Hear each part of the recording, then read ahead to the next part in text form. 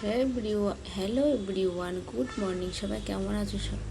আশা করি সবাই ভালো আছো। আমিও খুব ভালো আছি।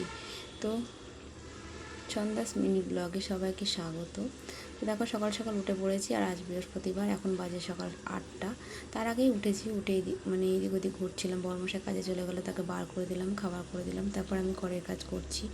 তো জল টল ভরছি দেখো। আর আজকে বৃহস্পতিবার, তো অনেকই কাজ। আমাদের সকালবেলা উঠলেই টেনশন হয় কখন এই কাজগুলো হবে। বাবা, রোদ উঠলে একদম কাজ করতেই পারি না, মাথা যন্ত্রণা শুরু হয়ে যায়। তাই সকাল সকাল সব কিছু করে নিতে বেশ ভালো লাগে, মনটা ফ্রেশ থাকে, হালকা লাগে, নিজেকেও ভালো লাগে, মানে নিজেরও ভালো লাগে একটু, যে কাজ হয়ে গেছে বাবা, আর কোনো চিন্তা নেই। তো দেখো, সকাল সকাল তাড়াতাড়ি করে ঘর দৌড় মুছে নিলাম। তারপরে দেখতেই পেলে বর একটা আম এনেছিল কোথা থেকে, আমটা দেখালাম তোমাদের। আর একটু আমের আচার ছিল, নষ্ট হয়ে যাচ্ছে, কেমন একটা হয়ে যাচ্ছে, ওই জন্য রোদে দিলাম। আচারটা অবশ্য আমার বৌদি দিয়েছিল, আমি বানাইনি, ঠিক আছে, কারণ আচার খাওয়ার মতো লোক নেই, বড়ি খায়। আমি আম আচার কোনোটাই ভালোবাসি না। তো ঘর মুছছি আমি এবার।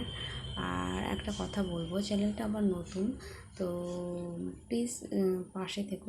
বা শর্ট মিনি ব্লগ ভালো লাগলে চ্যানেলটা সাবস্ক্রাইব করে দিও। তো এটাই হচ্ছে কথা। আর দেখো, মেয়ে হয়ে যখন জন্ম নিয়েছি তখন তো কাজ তো করতেই হবে, তাই না? কিন্তু রোজ রোজ ভালো লাগে না। কার এরকম বিরক্ত লাগে আমার মতো বলো কাজ করতে? সকালবেলায় উঠে আমার তো বিরক্ত লাগে, সকালবেলায় উঠে মনে হয় যেন হাত পা আর চলে না, তবুও তো করতেই হয়। কাল বড়মশাই বাজার নিয়ে এনেছিলো, কী কী বাজার দেখো, ঢেলে রাখলাম, ঘরদোরগুলো মুছে নিচ্ছি তাড়াতাড়ি করে। আমার একদম ভালো লাগে না যে সকাল সকাল উঠে কাজ করতে। কাজ টাজ হয়ে যাবে, তারপরে বেশ মনটা ফ্রেশ লাগবে।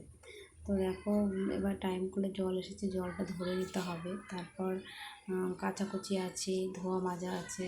গামছাটা বারবার খুলেই যাচ্ছে, কেন জানি না। পরে কাজ করে অভ্যাস নেই, তো টোপাটা করে করা। আর প্রচণ্ড এখানটায় খুব রোদ, যেখানটায় আমি মানে কাজ করি, কলপাটটায় প্রচণ্ড রোদ। তা কাজ করতে করতে গা ঘেমে যাচ্ছে, দেখতেই পাচ্ছ। আমার একটু কাজ করতে করতে গা ঘেমে গেলে আমার একটু গায়ে জল ঢালার অভ্যাস, মানে ওই জন্য আমার খুব শরীর খারাপও করে, কোনো কোনো জল ঢালি গায়ে। তো দেখতেই পাচ্ছ, বাসন কুসনগুলো মাজছি একটা একটা করে।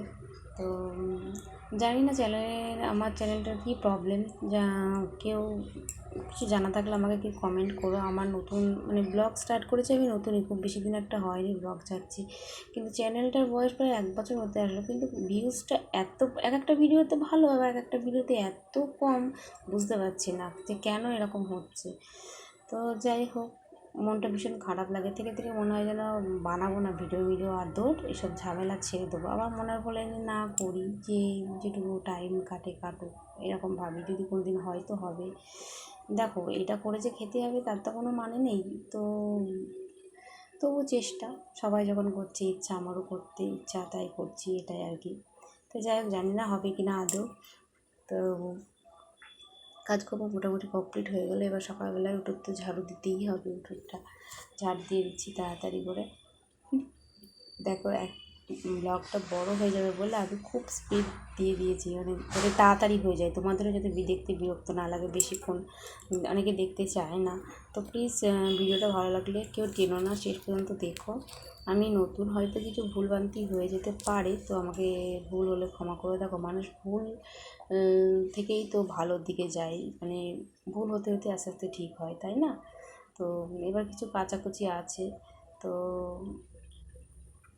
কাচাকুচি করছি, করে এবার গেলাম ওই দিকটা মেলতে। এই দিকটার মানে জায়গা নেই মেলার, দড়িটাও সেরকম ভালো না, তাই ওইদিকে মেলে দিয়ে আসতে হয়।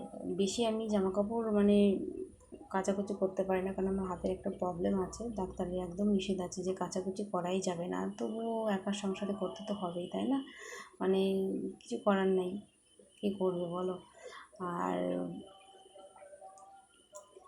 এই সমাজে কিছু মানুষ আমি দেখেছি, মানুষকে স্বার্থের জন্যই ব্যবহার করে, তাই না? স্বার্থ ফুরিয়ে গেলে সবাই ছুঁড়ে ফেলে দেয়। আমার ক্ষেত্রেও সেই এমন একটা ঘটনা ঘটেছে। তো যাই হোক, বেশি কিছু বলবো না, নিজের অতীত সম্বন্ধে বেশি না বলাই ভালো। যতটা মনে না রাখবো ততটাই ভালো হবে, নিজের জন্য ভালো, নিজের স্বাস্থ্যের জন্য ভালো, তাই না? দেখো, যেটা ভেবে শরীর খারাপ মন খারাপ হয় সেগুলো তো না ভাবাই ভালো। আমার মতে যেটা বলে, অনেক ভেবেছি, টেনশন করেছি, নিজেরই ক্ষতি।